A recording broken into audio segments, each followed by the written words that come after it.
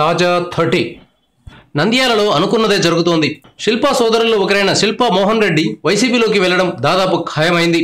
April 21న ఆయన వైసీపీలో చేరేందుకు ముహూర్తం ఫిక్స్ చేసినట్లు వార్తలు వస్తున్నాయి. నంద్యాల టికెట్ ఎవరికి ఇవ్వాలా అనే దానిపై వైసీపీ అధినేత జగన్ మల్లగుల్లాలు పడుతున్నారు.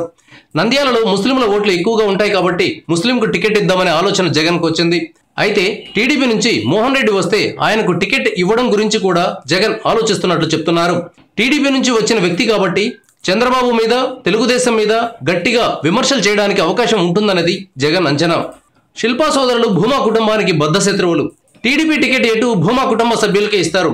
ఇందువల్ల శిల్పా మోహన్ రెడ్డి అయితే భూమా ఫ్యామిలీతో గట్టిగా ఢీకొంటారనే ఆలోచనలో జగన్ ఉన్నారని తెలుస్తోంది. అందుకే టికెట్ ఇస్తానంటే వైసీపీలోకి వస్తానని చెబుతున్న మోహన్ రెడ్డికి జగన్ గ్రీన్ సిగ్నల్ ఇచ్చారని ప్రచారం జరుగుతోంది. చివరి ప్రయత్నంగా మోహన్ రెడ్డిని ఒకసారి చంద్రబాబు దగ్గరకు తీసుకెళ్లాలనే ఆలోచనలో కర్నూలు జిల్లా టీడీపీ నేతలున్నారు.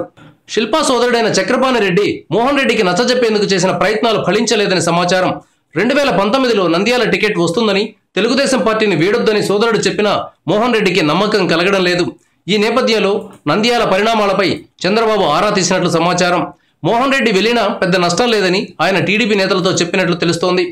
మోహన్ రెడ్డి వెళ్లడం వల్ల నష్టం ఉంటుందా లేదా అన్నది ఎన్నికల ఫలితం తర్వాత తేలుతుంది. Thank you viewers. ఈ వీడియో మీకు నచ్చితే లైక్ బటన్ టచ్ చేయండి. తాజా 30 ఛానల్కు సబ్స్క్రైబ్ చేయండి. మీ మిత్రులకు షేర్ చేయండి.